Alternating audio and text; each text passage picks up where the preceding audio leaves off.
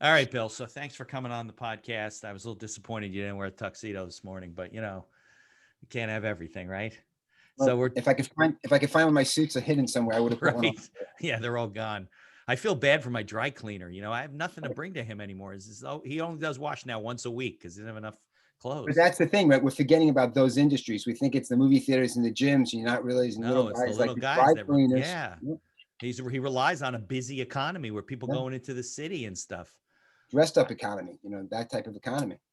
I used to throw my pants in every week. I wear them a couple times now. I Even if, just even if you didn't do that, because I'm not really a dressed up guy, but even if you were going to form, to weddings or mitzvahs, sweet 16s, right. That confirmations, adds to it. you Yeah. probably you probably do that too. None of that stuff's happening either. No, and you cleaning a dress and cleaning a tuxedo is not cheap. So he gets some bigger ticket items. I wear Sad. the same shirts and shorts every day. Yeah, yeah, yeah. Well, you're a slob, so I don't know I what to do know. about that. You But looking slob though. all right, so I appreciate you coming on the podcast. I think that it's interesting because I told you I don't know a lot of people. I told you actually I don't know any that do investigations and stuff. You're an attorney like me, so we're going to talk about your business and what you do and what people can use you for. But why don't we go back to a little bit about your history, where you grew up, and why you became a lawyer, all those types of things. No, that's pretty interesting actually. So, born and raised on Long Island, always wanted to be a cop even as a young kid. Okay. Uh, like every little Jewish boy's dream, wanted to grow up Right. and be a cop. Exactly. It's funny. I got a brother's a doctor, a lawyer, and the other one who's a venture guy. Of course But I they was are. I think TV had that influence on me. Okay. But watching those shows, and then there's something about the law that always interests me too. So Okay. as I got older, I'm not even sure how. I thought I'd end up in law school, but even my first job when I was 18 years old was to work for the local mayor, doing some investigative work for them. Just on my Oh, first summer job home, and then my okay. summer jobs in college were working for a private investigator. I literally went through the yellow pages. For young people out there, the yellow pages was the Right. book that actually had your name and address. If you I wanted to know. I locate think it's something, still online, but I don't know if anybody's in it. Certainly don't take right? ads out. And I always remember the great trick about that was even if my company was called the Belmont Group, for purposes of the yellow pages, you would list yourself as AAA, the Right. I Belmont Group. remember that. Right. So You you'd be look under the higher up in the subject, list. right? They would look for investigated private, and Right. they look the first names there. You wanted to be Right. first, so That was the original Google algorithm. right. That was the first SEO. That was the first Right. search engine Exactly. optimization to do Because you that. would see all these different industries. You'd be like, why are these companies called Right. AAA, whatever? Yeah, always. That's why. Yeah. That's so funny. So I always did that. A lot of investigations. Um, Went off to college in DC. Worked for the U.S. Attorney there. Oh, Worked a lot with the okay. anti-crime cops down there. Enjoyed that. Was actually forgot that I was a summer cop in Wildwood, New Jersey. Oh, yeah. There you go. Rental It's right cop near me. back in the day, and that was a great. You wouldn't believe Rahway if you saw it now. The whole train station, the downtown's been all rebuilt and stuff. Yeah, the whole thing is different. Yeah. I actually went and Google Map the old house I stayed in back in like '87. Still there? It is, but it's renovated. I didn't recognize the outside. Someone must have changed Yeah. the whole thing around. But that was a great. I actually have a picture here when I was on my ATV down at the beach in Wildwood that summer. So Oh, that yeah. was a Wow. good gig. Yeah. And then went to law school after that, Cardozo Law School. Okay. And my plan was to go to the FBI. So I had only worked for in law school. I worked for the NYPD. I worked for New York State Integrity Commissions. Those were all my jobs. Where'd you go to law school? In the city? Cardozo. Oh, yeah. I was at New York Law. So we're Yeah, right there in the same area. yeah. I think there was didn't Cardozo and New York Law have like a joint MBA program with like Baruch College or something like that? Where you could add like an extra year and get both. I know New York Law did. I thought Cardozo did too. Yeah, I don't think Cardozo would have been slumming with New York law. No, with Baruch College. It had nothing to do with us. Yeah, no, I don't know that. It was an MBA. If I wanted an MBA, I wouldn't have gone to law school. Right. That's true. So that was my plan. My whole plan was set. I was going to go to law school. Never been drunk. Never smoked a joint. I thought I was like the poster boy for the FBI. Yeah. Wow. I know Yeah. they do background check. They're like, this can't be right. Exactly. Right. And I'm realizing as I get older now, I could be the only guy in America that's never smoked a joint. Yeah. And but I know that was Me my included. that was my control issues. I always wanted to be in control. So the idea of consuming anything that would alter me kind of threw me off. So Yeah, no, that's probably a good way to feel, right? the No mind altering drugs. I agree. Cheap and Yeah. short. And I also now remember how I used to have my motorcycle when I went to Cardozo. I lived on the Upper East Side, and I didn't want to take the subway back and forth. So me and my buddy Mark, we said, at first I thought I'd get like one of those scooters. Then as Yeah. we started looking for scooters, like, let's go look at motorcycles. And before I know it, there I am taking a motorcycle into New York City and driving back and forth from Cardozo to the So it Upper East wasn't like you staying away from drugs because it was like dangerous activity. Because No, no, no. probably riding the Control. motorcycle is more No, it's dangerous. control. No. Yeah.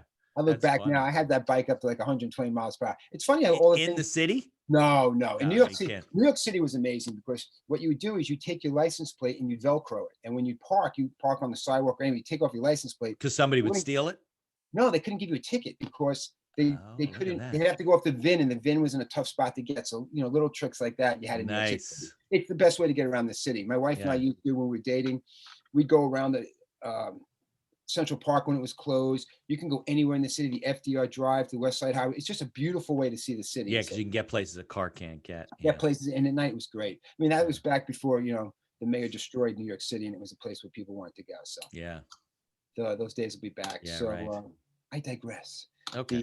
Yearn for those days. But I So guess that won't work with a car though. If I had my license plate in Velcro, I took it off. You can see the VIN number right through the windshield. But nobody's going to New York anymore. But yeah, the motorcycle was the way to see New York City. It really was. It was an unbelievable thing. And now, of course, they have the whole bike stuff. So that city bike was a great. Who knows if they had city bike? Maybe I never would have bothered. I don't know. You come to New York City, right? You're a tourist. I'm not going to drive a bicycle down the street in New York City. You got to be nuts. I understand a motorcycle. At least you're moving, right? Somebody wipes it, you're done. Well, it depends where that tourist is from.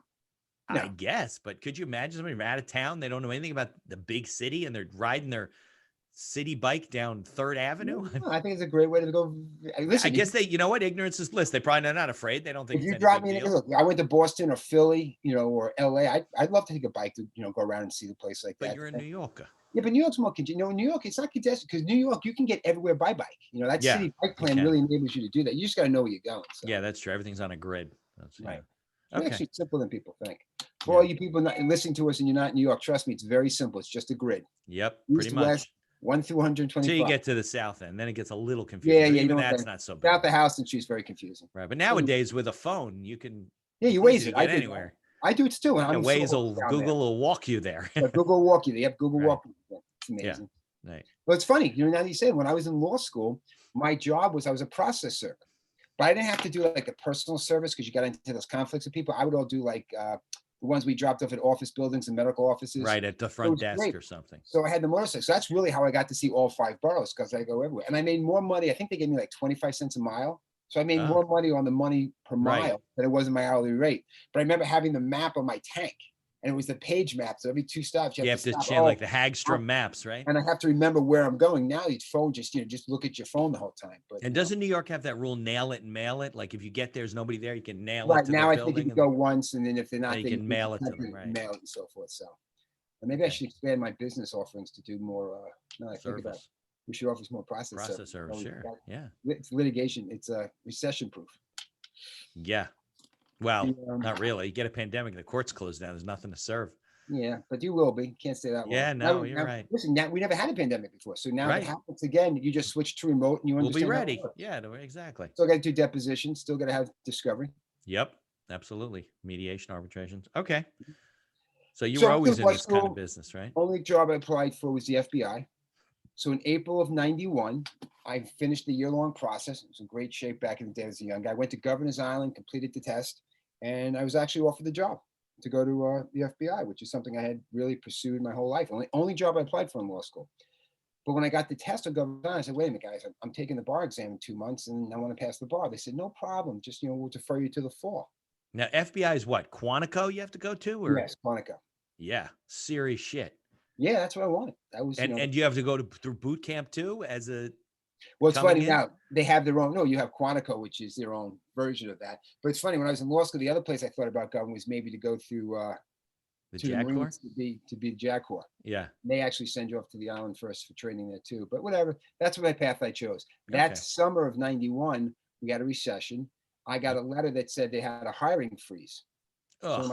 So you were going to get hired. You deferred it. I was all right. I had a class in April. I deferred it till after the summer. And then they got a hiring freeze. But I thought this was great. So now I know I got a job waiting. I got 6 months to do what I want. I started doing investigations. I got my teaching, my substitute teaching license from the Board of Ed in New York. Okay. Started teaching in the South Bronx. I think it was PS 31, Eastside Middle School, another school up in the Barrio area. So I was loving that, teaching all the time. I love teaching, love working with the kids. Okay.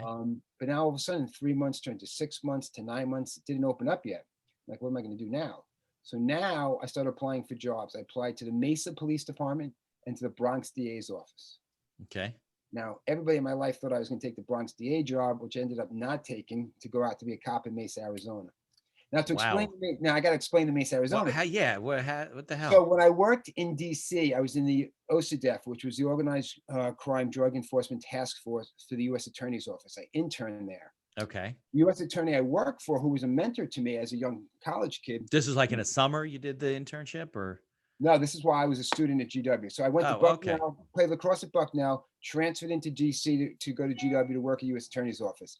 This Got it. guy I worked for, this assistant U.S. attorney, went to Vanderbilt Law School, became a Nashville cop, one of the few people that got their law degree first, became a Nashville cop and then a U.S. attorney. So I had interned for him when I was in DC. He Okay. knew I wanted to be a cop also. He had transferred to Phoenix and said, listen, while you're waiting for the FBI, why don't you come out here and be a cop? So I went Okay. out there, applied, became a cop in Mesa, Arizona. After about a year or so in You don't have Mesa, to go like to the police academy or I something? did actually. The Mesa used to have you go through the Phoenix Police Academy. I was in their first police academy class. So Mesa Police Academy 1 was me back in like 94, 95. I'm trying to rehash this, bring up my whole life history. Yeah. Well, Go back there, went out there, had a great time being out there. Then soon afterwards, a year and a half later, the FBI started hiring again. I took the first part of the test. I wanted to come back through New York, so I came back through New York to finish it. At that point, they had changed the hiring criteria. I no longer qualified, so my first acceptance was no longer valid because of the new criteria they changed due to some lawsuits that took place allegedly. That part I Oh remember. shit. So now, had I had consistent work experience from the graduation of law school until then, had I been a cop for 3 years, a DA for 3 years, it wouldn't have been an issue. But I no longer met that 3-year criteria because of the jumble nature of what I did. But I was all right with it at that point. I got a lot out of my system. I had caught a bank robber when I was out there. I got to drive really Was fast. Mesa a big police force or It's not the really? second biggest city outside of Phoenix.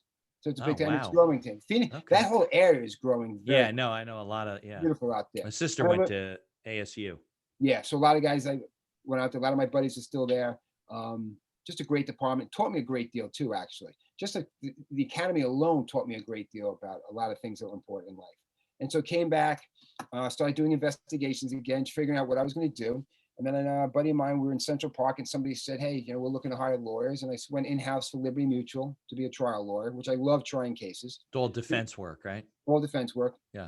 And as I was doing that, though, I still got calls from people to do investigations. On the side. On the side. So I would handle fraud cases for Liberty Mutual, and then I went to an outside firm to do work for them also.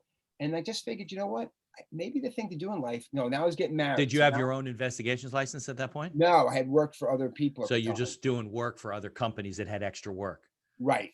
And Got then I'm getting calls while I'm a lawyer. I'm thinking, now I'm getting married. Now I got to start worrying about making $1. I'm thinking, how do you do that? I thought I was going to be a cop my whole life. Now I'm thinking, well, maybe let's give this a shot. Maybe I got to try to see if I go where I can make it rain more so. And I love trying cases. And maybe if I was more patient. Yeah, some people like it. I don't like it, but some people love it. Oh yeah, it's extremely entertaining. There's nothing like when you're trying to speak to someone objectively, right? So you have your jury in front of you, one side's arguing one, you're arguing the other, and they're supposed to just sit there stoic, right? And The jury. the jury. No, Okay. you can't see anything on their faces. Right. And as I'm talking to them, I'm starting to do my closing, I'm going through, and I'm just looking at them, and all of a sudden, as you're explaining it to them, they just start nodding their head like an agreement of what you're doing. Right. Then you know you got them. It's like, now that must be what it's like to be a comedian or a rock star or I something. guess. To just Yeah, have but that didn't a lot of reaction. the cases, though, Bill, you worked on for the insurance, but a lot of them settle, though, right? They don't go to Oh trial. no, yeah, I like trying case. I only tried, I think. So they so. would give you the trials? I would try to get the trials. I hated doing the paperwork. I Got hated it. But there's some people that love doing the paperwork. Yeah, So no, I you- know. They're like, hey, I'll do your emotion. You go do my deposition. I just thought insurance companies mostly they want to settle, right? I would say Like again, subrogate and stuff. being that I still do investigations of all aspects, I'd say all cases I have 99% all settled. Yeah. So that's where they all go. But then, the ones that have to be tried have to be tried. That's the reason why not every lawyer has to be a trial lawyer, because so many don't really go that far. Yeah, I know a guy who does PI work, I guess, and he only does trials. So if you're a PI attorney, you don't want to do trials, you'll negotiate. If you can't settle it, you send it over to Tony. He'll take it over. Right. So they call those guys gunslingers. So I came this Exactly. close before I left to do that with a buddy of mine. So we were thinking, let's just be trial attorneys. Right. Firms hire you. If they can't settle the case, you get a piece of their commission, a piece of their Just go in there with a big gun, right? right, and do that. And just go from case to case. That's a certain personality. In the end, I don't know if I would have been able to continue to do that from case to case to case. But some guys, I became so obsessive and have such an obsessive personality. When you're working up a case, you never know when to stop. That's the Right. problem with trial work. Litigation is different. Litigation is in preparation of that, but trial work is actually the trial work. It's Right. obsessive. You've never worked on it enough. You've never done enough preparation for it. Yeah. So I did that for a while, applied to all the big firms, went to work for Pinkerton Consulting and Investigations, Okay. out of New York, director of Yeah, operations. Pinkerton's big, aren't they? They are, but they got bought by Securitas, and Securitas switched Oh. over the name from Pinkerton to Securitas. So now Pinkerton doesn't exist anymore? It does in their consulting investigations Okay, division. so I thought I've heard it around. Okay. Right, but I mean, it was huge, but they Yeah. switched over. I was there for 3 years, director of operations. They ended up closing their New York office. And now I'm like, what am I going to do? I gave this a shot. I learned a great deal from them. I was there for 3 years. So a lot of my law buddies were like, listen, take space in our office, do what you want. A lot of my financial buddies, the hedge funds, Wall Street guys, like, listen, we'll back you. What ideas do you have? We'll back you. I'm like, What year is this? this is now 16 years ago.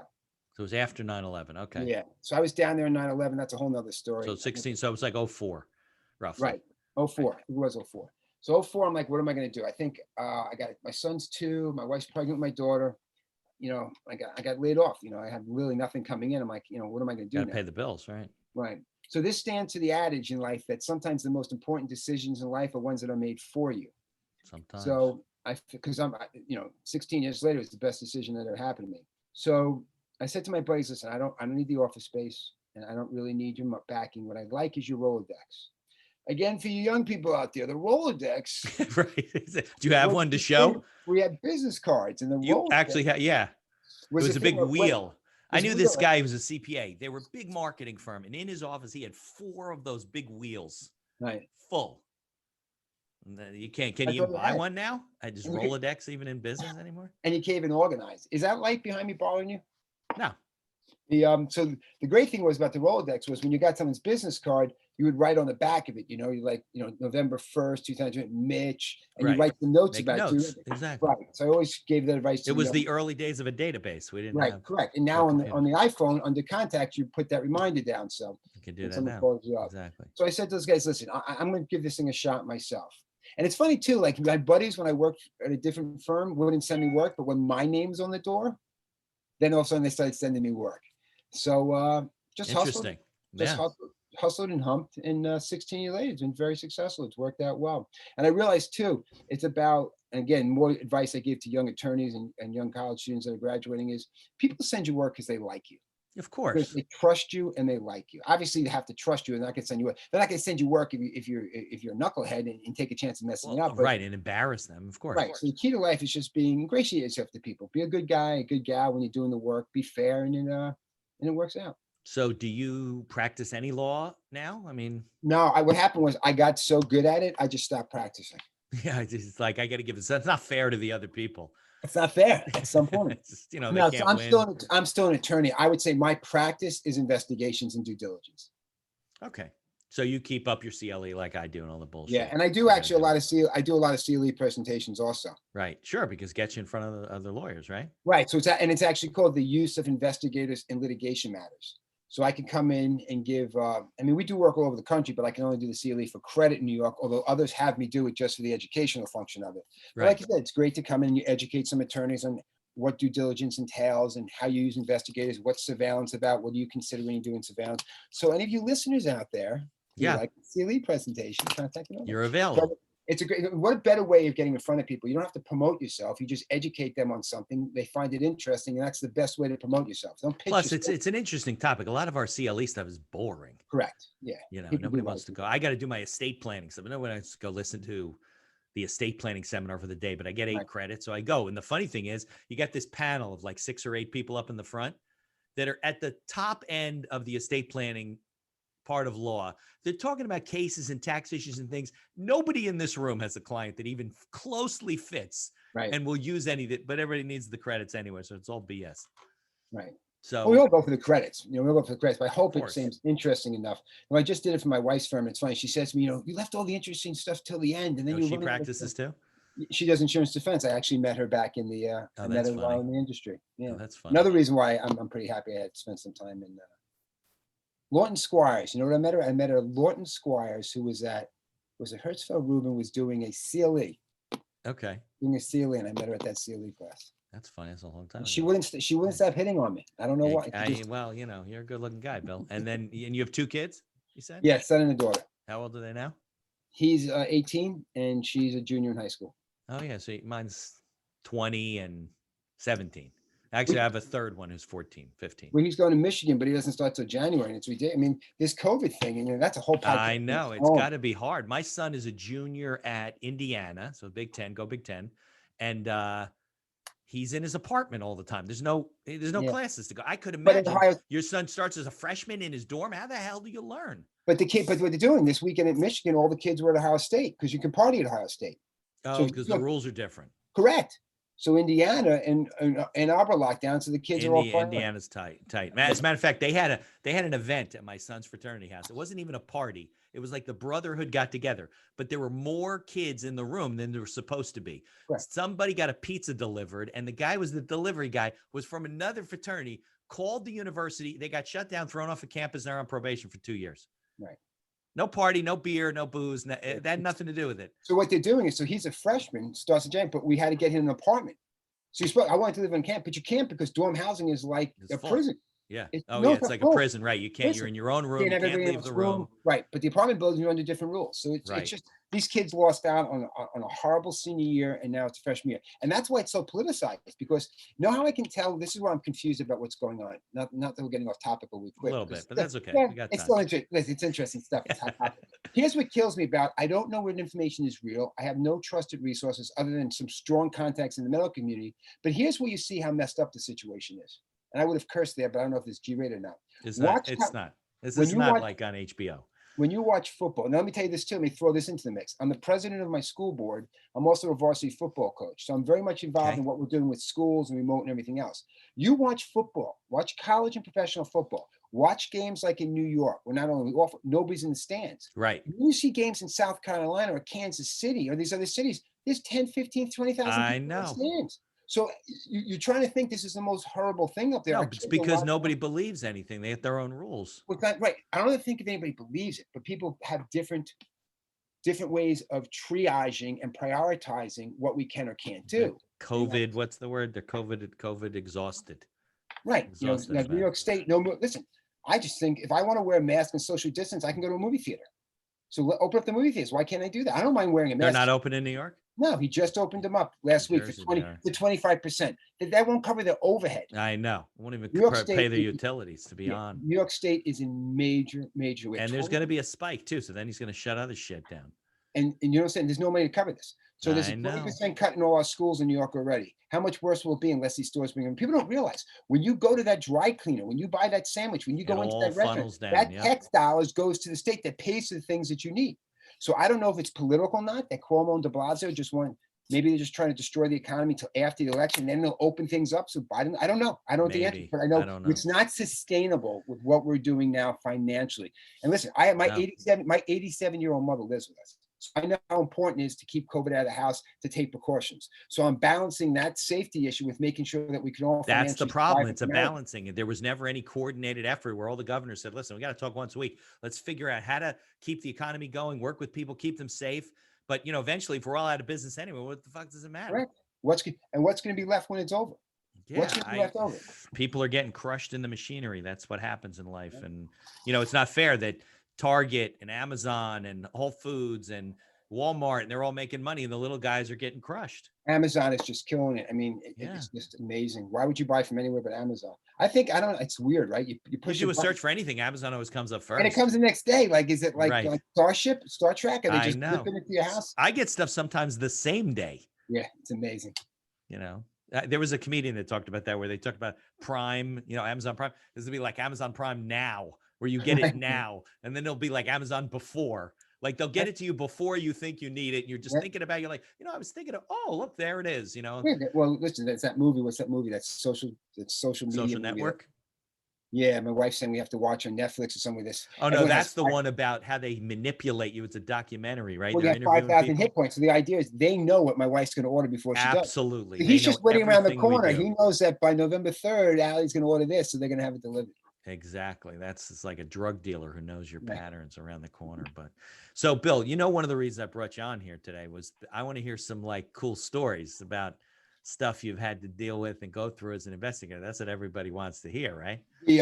Well, we could talk about, the problem with you New Jersey people is we have the You do investigations in New Jersey too? You got Yeah, we're people New here? York based, but we do it nationwide. Okay. So So you got people all over that you can tap into when you need them. yeah, and we do over all the world also. I mean, we work in Latin America, Europe, Russia, Asia, wherever the work needs to be done. But that work is just Like really, retired MI6 agents, you know, things yeah, like that. typically I'm most comfortable working with ex-law enforcement military around the world. Get work Okay. done, so forth. Okay, I cool. mean, so much of what's out there on people now, 60 to 70% of what we do is due diligence, gathering information about people, organizations. Right. And a lot of that you could just do from anywhere, really. Right. You don't need to go. Right. It's because everything's so available nowadays. But And how then do you you don't- connect with these guys, like former SEALs or Well, I whatever? gotta tell you, that was the advantage of having worked for an international company for 3 years. So I developed a network. I am very much impressed by, I think, again, being a team sports guy and a varsity football coach, the mentality of people in law enforcement and the military is very much about the brother and sisterhood. So they live by honor. So I don't have to pay a guy up front. He doesn't ask me up front, Right. You don't worry your about word is that your stuff. bond. Right. We all belong to similar organizations. You're accountable to others. They understand what the word accountability means, something we've lost sense of in this society, pointing their fingers at everybody else. So Right. from that aspect of it, it's pretty extensive in how you're able to rely upon each other to create that network. So I don't have to open up an office in Dubai or in Right. London or in Brazil, because you have a network that allows you to do the work when you need it. And again, the work that you need there is typically not the complex nature work. I need something obtained, a picture, information, a visual. So you can kind of manage it all from here and Right. still have them gather the information and do the analysis and direct them where you want. So, Well, 30 years ago, it might have been harder, right? yeah, I always think how my dad or people would leave their office at 5 o'clock and you had no way of contacting them. There was no cell phones. No, work there ended. was You went answering home. machines. That was it. You were done. And It yet wasn't so somehow bad, though. It was they like, still leave me alone. survived. They still had houses, put their kids through college, and somehow Yep. didn't have to work, 80 hours a week. I know, but everything's different. The world works at such a fast pace. I got attorneys. Like my uncle's he's older than me. He's a lawyer. There was a time when we were getting emails, where he didn't want an email address because he knew how fast things would come in to the office to give a response. Somebody sends you an email. They're like, Bill, are you there? How come you're not responding to me? What? And you can't, the flow coming in speeds up. You're still a human being. You can only respond so fast to your clients. Right. Well, I do like now. I mean, one thing's having covered. I always enjoyed working from home when I could. So I enjoy working the weekends at night because maybe I want to take my daughter for a bike ride during the day. Right, So I always right. had that choice. So I used to love when I would send emails to clients at 10 o'clock at night to the associate. And they'd be like, you'll stop emailing us at 10 o'clock at night. You make us look bad. The great thing about COVID is people are like, well, don't give a shit anymore. Now it's like Saturday, Sunday, Tuesday, Wednesday, 8 o'clock. Everyone realizes that because so many more people work from home. They're Right. seeing the fact that, listen, I control my own schedule. As long as, I always tell people, manage your employees' work, not their time. What Right. do you care where they're doing? Absolutely. You gave them this work to. If they've met their checklist of work, what are you busting their chops for? The work's Right. getting done. Because Why- now they're working to live when we also used to live to work. Right. And as a manager, you should only be concerned with doing the work. So if Johnny, it's just like when Johnny was in the office. Like Johnny leaves early on Friday, you're mad at him. I don't know. Did Johnny do all his work? Yeah. Okay. Then what are you mad at him for? Right. If Johnny has free time and he's made his calls, he's done his billables. What does he need to be sitting in the office for if there's nothing And for if him he to is, do? it's your fault. Give him, say, instead of making 10 calls a week, make 20 calls a week. Put that on him then. But don't Right. get mad at him if he's met those points just because he's not doing it. So that's like I said to you before. Should I wear a suit today? I'm not wearing a suit. And work product is what matters. People get so Correct. caught up in Results. the thing. And look at all the people leaving New York City. All my clients, like, I'm not keeping my office in the city. Right. Why? What am I paying that rent for? What am I having Right. on this for? We don't have to be doing it here. That's just more money that I have to spend. That I have to increase my billable rate to my client. Now I reduce that. Now I can charge my client a more reasonable Yeah, rate. I don't know what's going to happen with these big cities. There's going to be this urban sprawl of like workers, not just Right. housing, where people are like, well, I can have an office in my house. I could go in 1 day a week, 2 days a week. I don't Right. know. Did you go in at all? I've seen companies go totally virtual and then people Correct. just move wherever they want to move. And I've seen other ones, they had 30,000 square feet. They're like, lease is ending. One guy just told me last week, they were going to go from 15 to like 30. They're going down to 8. There you And we're go. going to say half people in. When you want to go in, go in. There's your space. You want to collaborate, go in. I would not want to be like a mogul in the real estate business owning Understand. office space. You better think of an alternate plan. Correct. And now listen, some people want to come in. It's opportunities for others. But I think overall, people are going to realize it's changing the way people view things and the dynamics of it. So I think that's going to make a difference. So Yeah, I don't know what it'll shake itself out like it always does. always does. So any crazy stories? Well, I have the dentist who liked to meet with a dominatrix at a hotel. Nice guy. And why were you do investigating? Because his wife found out about it or something? Mitch, you want to tell the story? Can I tell the story? You want to sit back and relax, big guy? You want to take the punchline out of this? Oh, I love it. So his position was that he never engaged in any intimacy with her. He just liked to be suffering the consequences of a victim of a dominatrix. Is that what a dominatrix is? Like she whips you and stuff like that? I'm sorry, don't have a degree in expertise in dominatrix. I figured you saw the picture, so you knew and kind of what was happening. And ye protest too much to act like you don't really know what's going on. It's probably better, you're right. My understanding is in that world of bondage and so forth, whatever issues individuals have, that was an enjoyment they had, was being made to suffer the consequence, suffer the experience of someone dominating them. But then when he tried terminating that, he then suffered the blackmail of that young lady, who then threatened to tell his family. You don't really think about that on the other end. Right, You're like, you dip your wick into the wrong bucket, and then somebody's like, "Oh." Well, first of all, he didn't. By the way, let's be so clear: he did not engage in any sexual activity with her. He was just right. It was more of an embarrassment thing. Wasn't going to ruin his marriage. There were a lot of multiple issues in there. So when she started blackmailing him, that's when his attorneys got me involved. For some reason, they go, unless they know me directly, they go through the attorneys first. So we kind of call that our Ray Donovan type of services, jokingly. So yeah, I like that. Yeah. Although who knows who's reading this podcast? Is that coming back, Ray Donovan? No, it's funny. And even it's done. He actually came out. What's the actor's name? Not Liam Neeson. Shriver. Right. So Liev Shriver. He's a Jew. Yeah, and he as soon as they cut the show, they made a plea for the fans to keep it going. And I thought some other network would pick it up, but so far it has not happened. 6 seasons, right? We got through 6 seasons. Yeah, a little dark. The show's very dark, but it is. So that situation, really, what I really do for a living, Mitch, is I'm really a life coach. I really am. So it's my job to motivate people.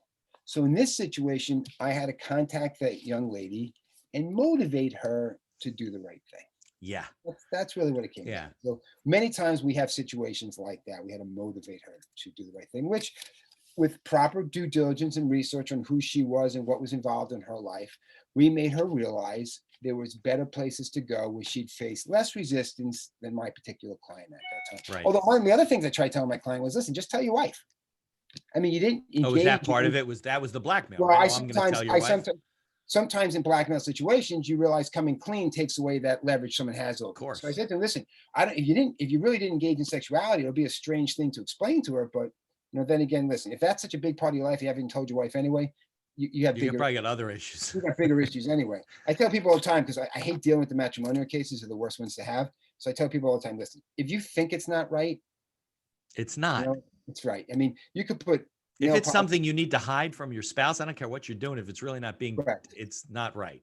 Even though maybe it's not just, whatever. You're not cheating. And that's just one hiding thing. I guess, some guys may hide that they bet $100 a week. I'm talking about something that's that important to you that you couldn't explain to your wife or your spouse. Typically, in my experience, that's not going to end up being a successful relationship. I've always felt, that full disclosure and transparency. It's funny, not only do I believe in that in my marriage, and I think it's why it's successful, but that's what helps me in business. People realize when they're doing business with each other, they have to be transparent. Madoff taught us that. So we do so much due diligence work with people before they do business with someone or merge with someone or hire someone. Says, hey, I got to know everything about this person. We got to make sure that what we're getting is what they're advertising to us. So that always becomes a big factor for us.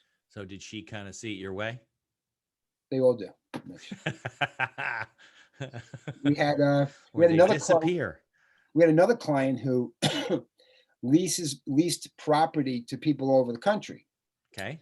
So they had a contract to have a certain item. I'm trying to keep out details. Of course. This was residential property or commercial property? It was a consumer product that they would have. They would use it for a few months and then turn it back in and get a new product. And then the idea was to just rotate out the product. Okay. Problem was a whole lot of problems with that model, but nonetheless, after 3 or 4 months of the product, they didn't turn it back in. So I would contact them, and they'd be all over the country. They could be in Las Vegas. So there's a lot of people that weren't turning it back in. Not a lot, but there's enough so that my firm was retained to address the issue nationwide. Okay. And I would contact them, and there could be a guy named Mitch, and I say, hey, Mitch. A little bit of a collections issue, basically. Yeah, but not collections because it wasn't, Well, you're in there New to York collect State, their item and take it back for your client. right? But when you get into collections, there's kinds of different laws and restrictions on what you're Right. doing. You got to It's a go to contract. court. This case was probably difficult. Law enforcement would probably not get involved. They would No, it's a argue civil matter, right? civil matter. Now, my understanding in New York State is if you lease a car and you don't Okay. turn the car back in, there's a specific statute that makes that a theft. But for this You product, mean the lease is up? lease is up, you don't return back the car. Yeah.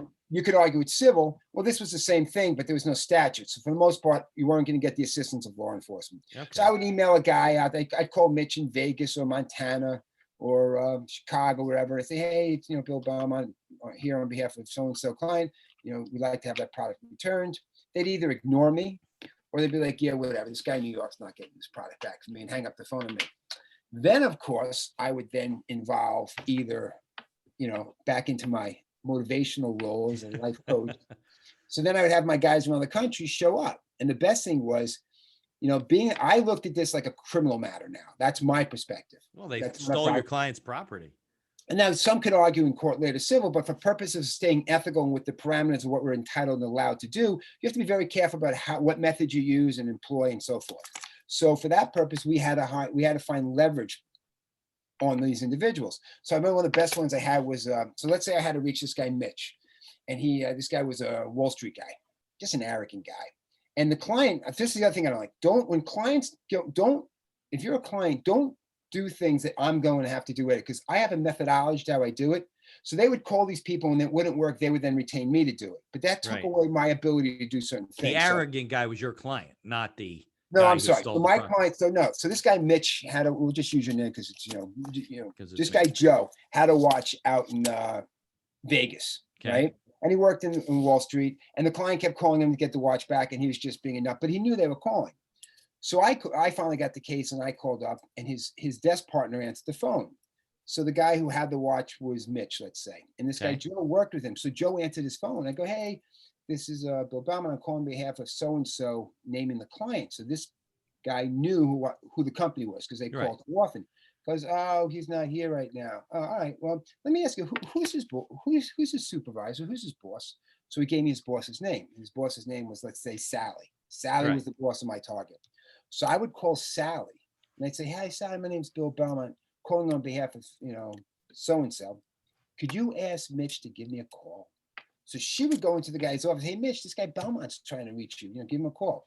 So now this guy Mitch is like, holy shit, did they call my boss and tell my boss I didn't return the product? But I didn't tell the boss that. So he'd call me up in a second here, realizing, hey, listen, I'm a nice guy, right? What do you mean? I didn't tell Sally why I called. I just asked her to have you call me. Now you're having a phone call with me. Right.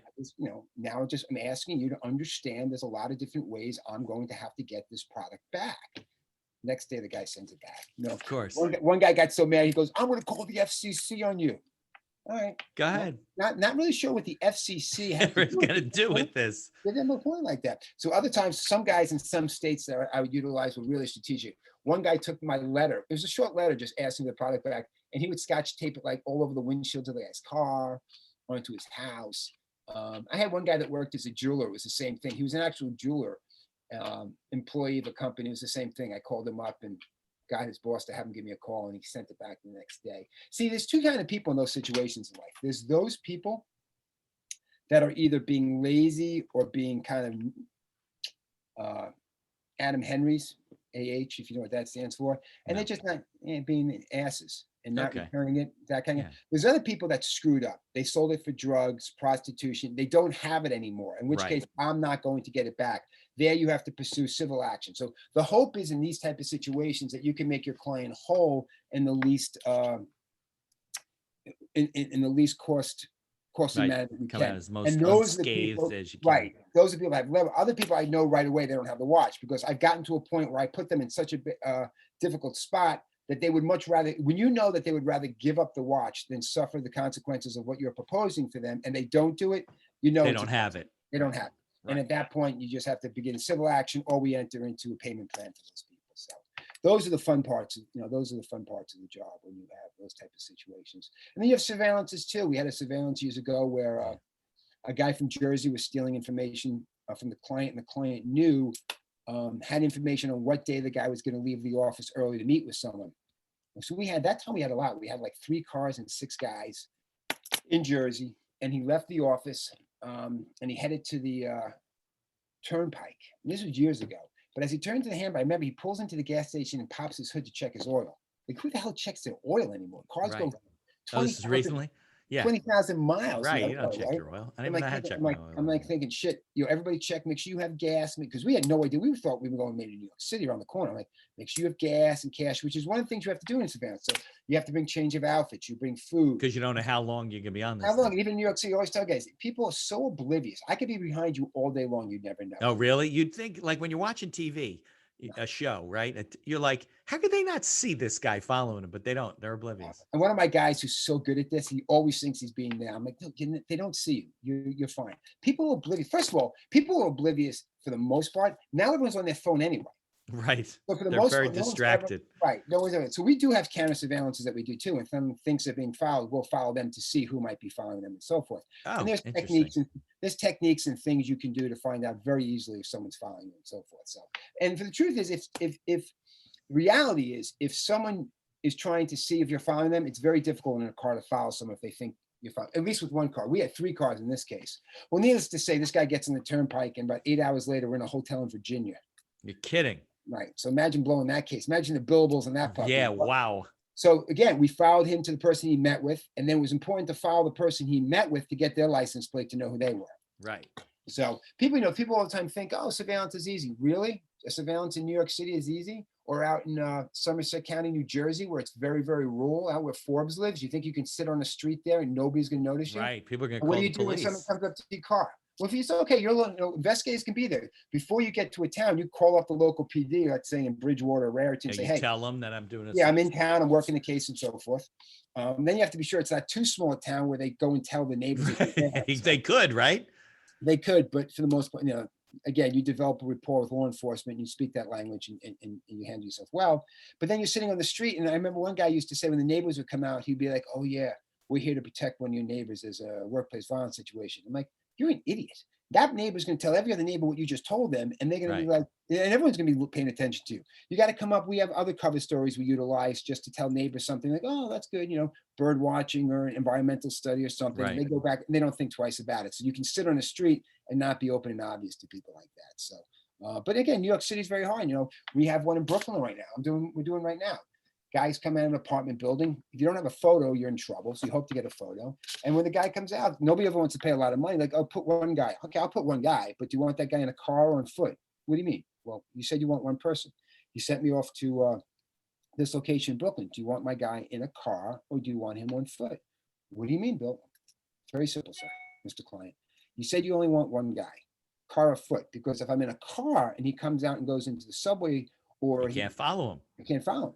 Or if he gets in a car and you're on foot, can't follow him either. Correct. So, typically in the 5 boroughs, you really need to be, unless you know the person's pattern, you need to be 2 people. So one can jump out of the car depending upon the mode of transportation. Right. But Google Maps are great now. You just Google Map it. What do you mean? Google Map it. Let's look at the address together. You tell me where you'd like me to set up in this house where, it's all over the place. So there's other techniques and things you could do. And there's some technology. I can't wait till we can start using drones.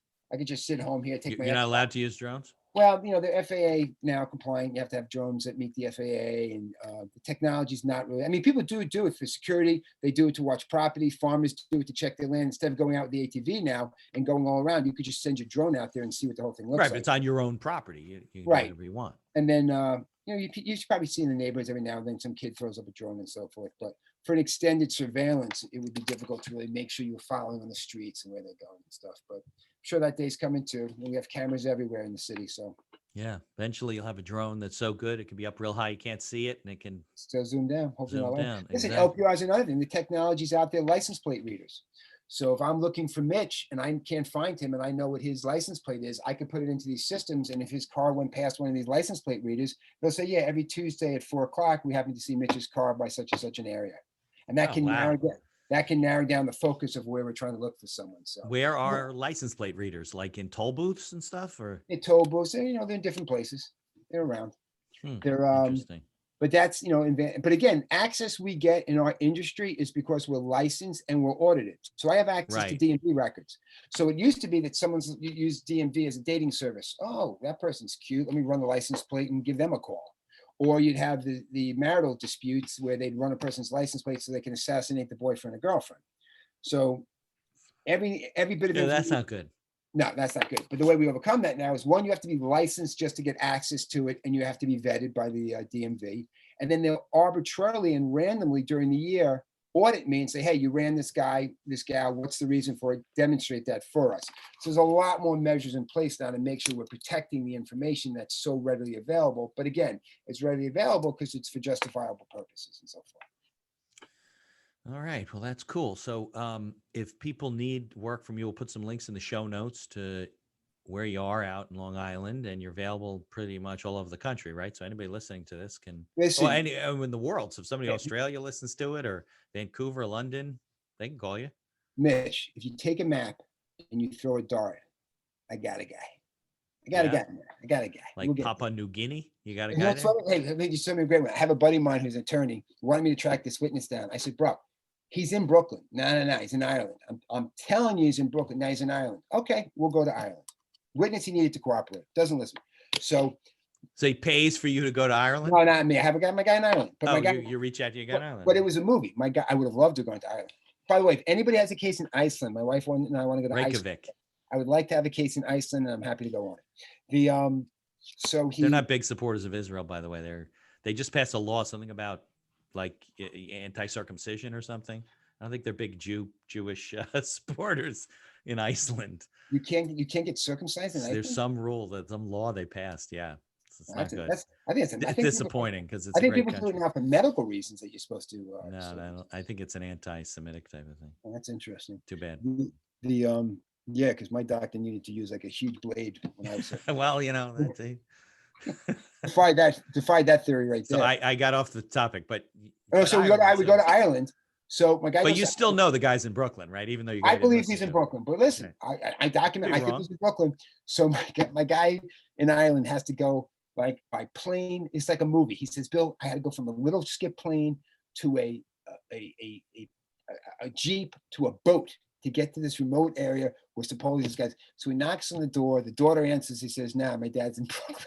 Right. After all, she calls her dad. My dad then calls the client. Go, what are you doing at my house for? What are you knocking my house for? I'm in Brooklyn. So I said to my client, if he doesn't cooperate anymore, it'll be because you went and knocked on his door in Ireland. Now you know he's going to cooperate because you're knocking on his door in Ireland. No, it was the opposite. He was supposed to be a friendly witness, so he wasn't so happy. Oh, I got it. Okay. So everyone thinks it too. They think surveillance. You could do 30 hours of surveillance on someone and never see them and hope for that one day. So we get these budgets like for 4 or 5 hours sometimes. Like, it's like you have a better chance winning lotto than hoping on this one particular day during this 1 4 or 5 hour period, we're actually going to end up identifying that person they're looking for. So. Yeah, so it could be expensive to do that stuff because you got to sit there and chase them and take a plane to a boat to a Jeep to. It does, but in a lot of cases, sometimes knowing about a person's background is important. It could be millions of dollars. Personal injury cases, they could be millions of dollars. It could be a $10 million demand on someone's injury, and if they're out there shoveling snow or working on a roof or playing basketball, having video of that is worth millions and millions of dollars. So that's true. So you're investing with someone in their characters in question, and they're meeting with people they shouldn't be meeting with.